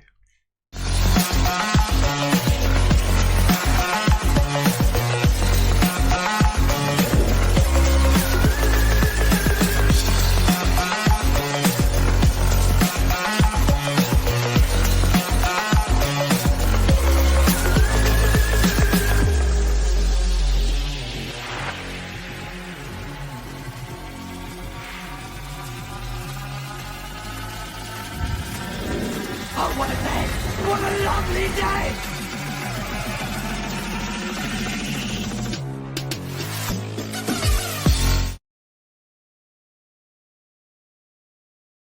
Okay. Yeah, I mean, it's not as if it's like plucked out of his ass. It's like, where did he get that from? I don't know where he got it from. I mean that he must have had some precise instruments, man, to get 150 million. I foresee one little problem though, you know. Although, yeah, it's not his fault because it was after his time. But yeah, that's not his whole calculation is not going to work with the Einstein's field equations. Correct. You know, because it's already suggesting there's a separate type of gravity. So he's not using the Einsteinian mechanics of gravity. Yeah, because he came out with that crap before Einstein did. Exactly. Hey, The Anthony, laws it of says on the motion top of Newton density of the were Earth. not So what's right. that got to do with gravity? Nothing. You can't get fourth dimensional space-time out of this Cavendish garbage that isn't an experiment. If mass, then mass attracts mass. What a load of crap. What's mass?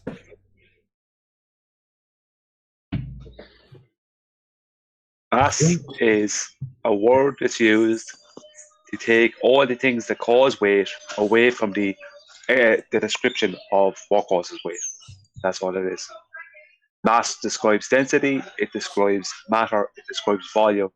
But when it comes to weight, they describe it as mass times acceleration. So mass itself does not cause weight. The acceleration causes weight. This is the claim. So basically, mass is stuff. No, mass is nothing. Mass does not exist. Well, you said density, matter, and volume, all that stuff. No, it's within. Mass is defined as matter. Or matter is defined as mass. Density is defined as mass. Volume is defined as mass. But weight is defined as mass times acceleration. Or it's just defined as an acceleration of a gravitational force, right? Which is, we know it's rubbish. But mass itself does not exist. But mass, though, the word mass, what it does is it takes all the things that do cause weight, which is density, matter, and volume, takes all those three things and puts it into a separate bracket away from the word weight and allows weight to be defined as mass times acceleration or just acceleration due to a force. Well said. Now, that's what it does. Yeah. And that's what it's always been doing. It doesn't exist. You've But people confuse it. you've got a mathematical description, 9.8 meters per second, being attributed a causal relationship with gravity. Well, that is maths being reified, right? Yeah. Sneaky buggers, It's funny aren't how they? you said all those words describe what mass is, but mass itself as a word doesn't have a definition. Right. Isn't that kind of funny? Equivocated with mole and inertia. If you look at mass, like it's within like it basically describes mole, it describes inertia, it describes matter, density, volume, but it doesn't describe weight. It's the only time it's ever within the description of weight is when it's mass times acceleration. So they take mass and they take all the things that do actually cause weight, which is the density of matter within a volume that would determine its weight. They take that away from the word weight and they add by defining them all as mass, and then when they describe weight, they call it mass times acceleration. But most of the time they just say acceleration. So it means that weight is caused by what? A mathematical equation. This is what they're basically saying. Precisely. Well said. Very well said. Well, here's something else. Okay, if they define mass as inertia. Inertia is resistance to movement. So how does resistance to movement cause movement? I'm sorry, we moved over to the. I think we moved from mole to inertia. Sorry, I just had to wrap my head around what we're doing now. We're talking about the other thing it's equivocated with. So Same difference according to these guys.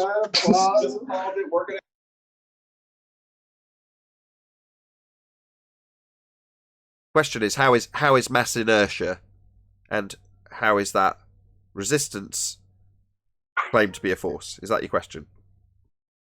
Yeah. I mean, it's because they say it causes an acceleration, but inertia is resistance to acceleration.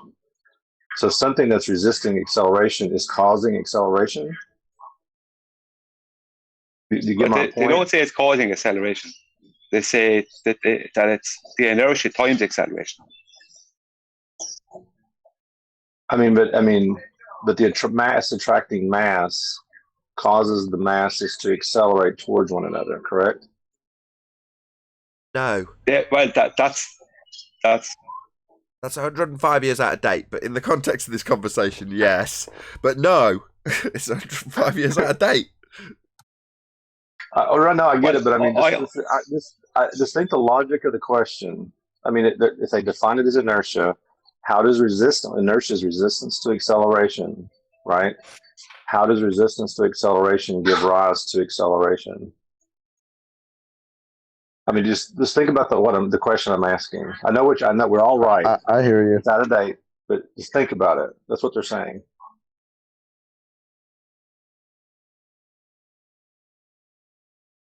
But it doesn't cause acceleration.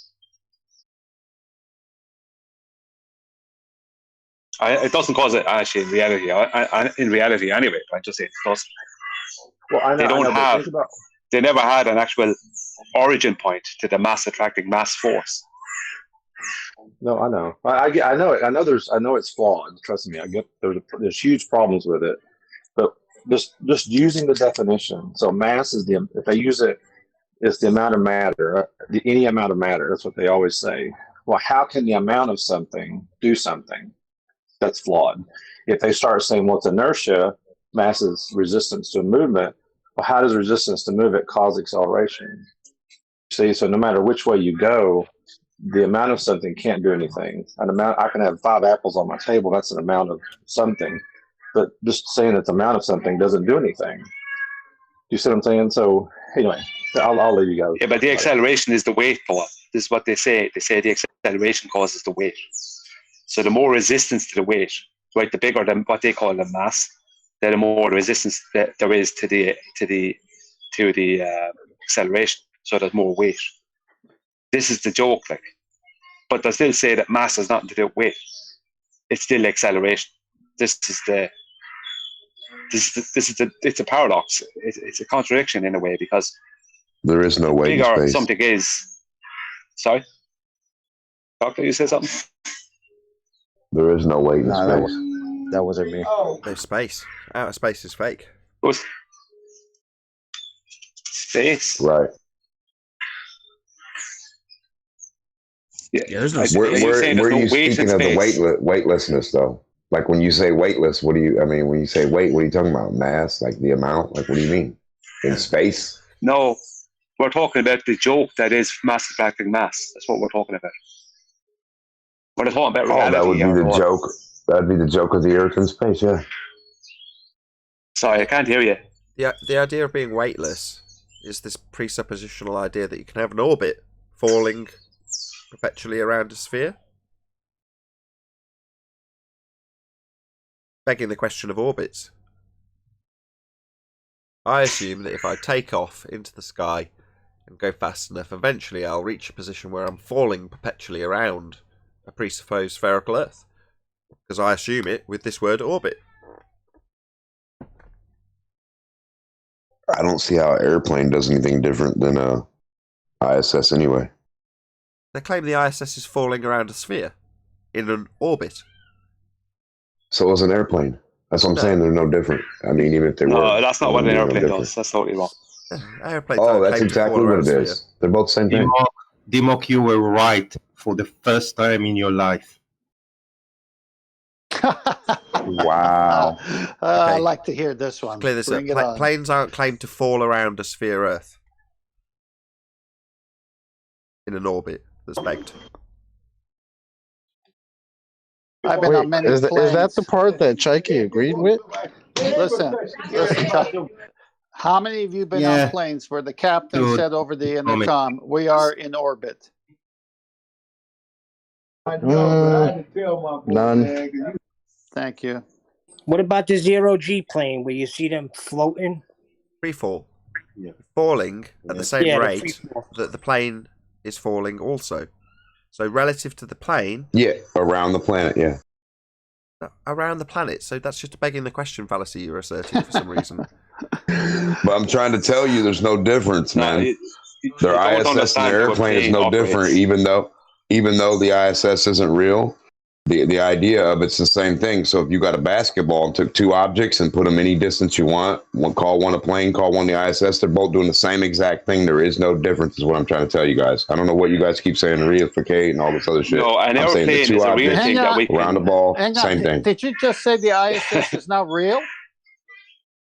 Even though the ISS is not real, and you're going to hold this argument after? Yeah, even though it's a hot air balloon. What do you call real? What do you call an ISS? What's a real ISS? Hold on, let me just get your position correct. A hot air balloon. Are you saying that whatever the ISS is... I'm saying two objects. If you take two objects, right, and take one object and put it far away from a basketball, like an inch, and put another one half an inch, and those two objects are half an inch and an inch away from a basketball, put them around the basketball, they're doing the same thing. There's no difference. I mean, put them around a basketball. Why would you put them around a basketball? Because that's the imaginary Earth. Basketball's my imaginary globe, man. That's what I use to show my globe, my ball Earth. A plane's not asserted to be in orbit, though. Don't care. They're both doing the same thing. They're both supposedly, in somebody's mind, going around a planet, supposedly, right? But they're not. They're going above a stationary plane. We know this. But in someone's mind somewhere, these two objects are going around a planet, right? Supposedly. Around a sphere, point A to point A. I kind of see where you're going. Other than the problem. Yeah, I'm just saying they're the same exact things. If we were on a ball, they're doing the same. There is no difference between these two objects. There really isn't. I understand. Like if you got a circle. Okay, hold on. Okay, I understand your point now. Let me just address it. Hold on. Yeah, I get your point. Other than it's very much asserted that the ISS is in a presupposed orbit, and the plane isn't dropping. So in terms of how they actually function and how they're asserted to function, there's a distinct difference even on a ball, according to them. Now, you're right, it should be the case that the plane is falling around the edge of the sphere that we don't have. It should be, but it isn't actually asserted that way by them. Just so we clear that up. Yeah, that's right. That's what I was saying. Yeah. Not that they actually are, not that something really is in orbit. I'm just saying, the idea. Yeah. I've got you. If I rephrase what you're saying, they should, to square the circle of planes that don't drop, they should assert that the plane is also in orbit because it is dropping around the edge of the sphere Earth that they presuppose in the math. Therefore, it should also be asserted that planes are in orbit if it's to be asserted that they're falling around the sphere Earth as they travel antipodal, when they travel from north to south hemisphere, for example. So I'm just paraphrasing what you're saying now and understand it into, it should be asserted they're in orbit. The only reason there isn't that assertion is because they're not dropping. They don't exhibit any drop. There's no curve. Right. I thought you were a baller when you first came in. No. I'm saying he's a flat guy. When you said, "Hey man, take the two objects, show me your spherical Earth, show me your two objects," at whatever distance right now, both of them doing the same thing. They're doing the same thing. There is no difference between these objects. If you put them next to a ball, you would see the insignificant amount of difference of elevation, which is nothing. Even Neil deGrasse says the elevation is like he barely even shows you anything. He shows you like a millimeter. So there's like no difference. I mean, really. Right. They both claim to be travelling around a spherical surface. And therefore, in the case of the satellite or ISS, they say it's perpetually dropping around it. And in the case of the plane, there isn't any drop to be accounted for. Well, those two things are in stark contrast and polar opposition of one another. And as you're pointing out, there should be an assertion that planes are orbiting also then, because they're taking this drop of this curve that isn't there. Now, they're not, so they aren't, but they're not asserted to on a ball. It's just a paradox. Another paradox. Why aren't they experiencing any drop if they're travelling around a curved surface? Well, it's because they're not. And the only way you assert that the ISS is if you presuppose that what you see of it moving across your night sky above you actually will then travel under your feet. But that's only done by way of presupposition with this word orbit. Well, I assume it travels under my feet when it gets to the horizon. Well, why would you assume that? Well, because I'm a globe believer.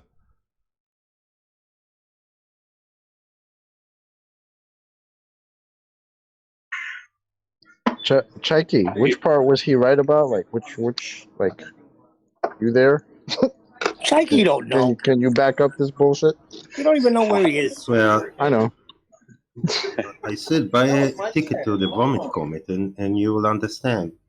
Well, every plane drops a bit, doesn't drop at 9.8 meters per second square, but does drop. Oh, really? What? No, Chucky, that's incorrect. What the hell did he just say? Yeah, but... You don't know how the airplane or the Vomit Comet works. No, he does. He's just explained it reasonably well. But how does that translate into a perpetual falling around a sphere? It doesn't, is the answer. Well, on a plane, normal plane, not the Vomit Comet, there are other forces that are acting on it. But there is slight drop. It's not in orbit. But the Vomit Comet is in orbit. No, Chucky, there's not. There's no a slight stone that you throw. That was what I pulled him on a few minutes ago. Sure, tell us about this drop, Chucky. Got no connection to an orbit that they'll beg the question of. So who cares? They link it in their story. They say it's the same effect. Well, so what? Does it in any way imply that you can beg the question that when things get to the horizon, they travel underneath your feet in an orbit that you begged the question of? No. Can I just state something about the whole paradox about the whole mass attracting mass? I was going to say a few minutes ago. A helium balloon will go straight up, right? Now, the whole idea of mass attracting mass was that a bigger mass attracts smaller masses, right? Now, a helium balloon, with the exception of a hydrogen balloon, is, you know what I mean, the helium itself is the smallest mass, if you want to, I'm just using their terms of mass, that you could come up with, second smallest outside of hydrogen, as it's the second least dense substance we know about. So its mass would be the second least amount of mass, let's say. So it would be a very, very small mass. Yet, that was not attracted to the big supposed mass. It literally goes in the opposite direction, yeah. Yeah, how come all the other big masses, let's just say, if I drop a piano from a height, it will hit the ground. Right? Now, that's not a huge mass. It's a small mass in comparison to other things. But it's very big in comparison to helium balloon, let's just say. But so helium should definitely come down. If that was the case. Should never even go up at all. No, because it's a very small mass, so it should be attracted to the much huger supposed mass of the globe Earth. Yeah, it should go down. Well, why do they say? Why do they always tell you about mass attracting mass with Cavendish, but the moon and then the sun and the earth and whatever these things are supposedly stop? Right? They don't keep going to touch. Nothing wants to go to touch. It all stops. So it's not showing you anything touching. And for two, it's not showing anything going towards the center of anything. I've never seen anything go towards the center of mass of another object ever. Yeah, touching is one thing, going to the center is a whole other thing.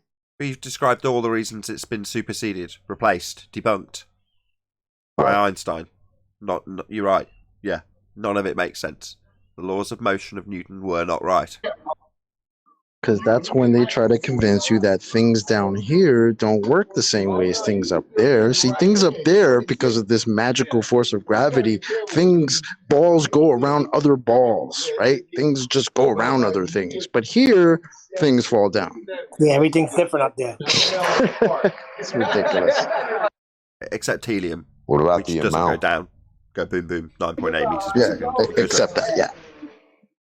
And, like a beach ball than water, because changing the medium doesn't do anything, even though it absolutely changes the direction depending on the relative density of the object and the medium. But no, let's not worry about that.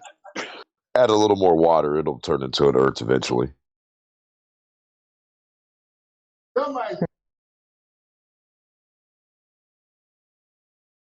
Yeah, but Chikey, what's up, man? Where's this ball at?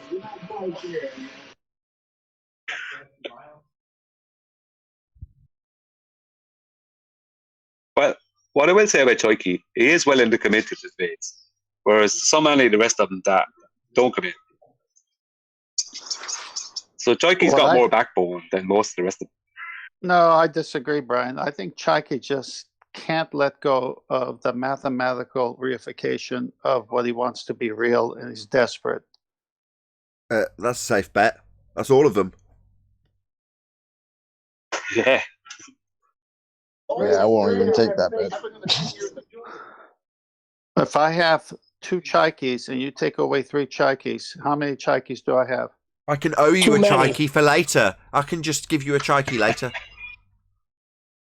I see your 2 Chaikis and I raise you a rumpus.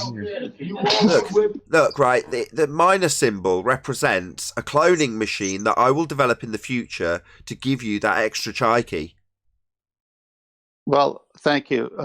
And Chocolate, I take no beef against your rumpus. Oh, God. That doesn't deserve a laugh. Reminder.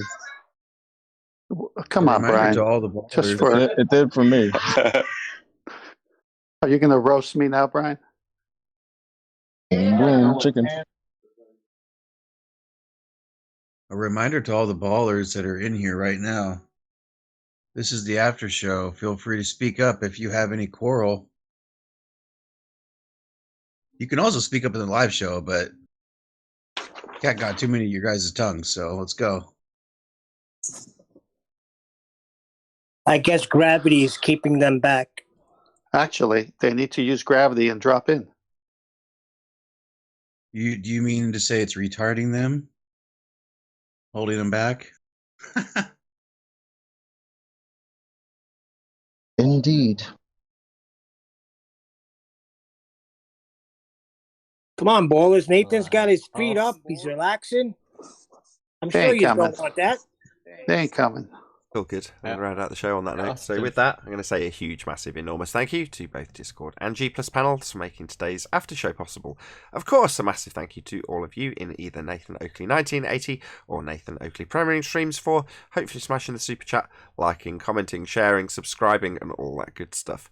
Be sure to check out nathanoakley.com and the Flat Earth Debate Forum to keep up to date with the community debate. I've been Nathan Oakley, and I'll see you all in the next video.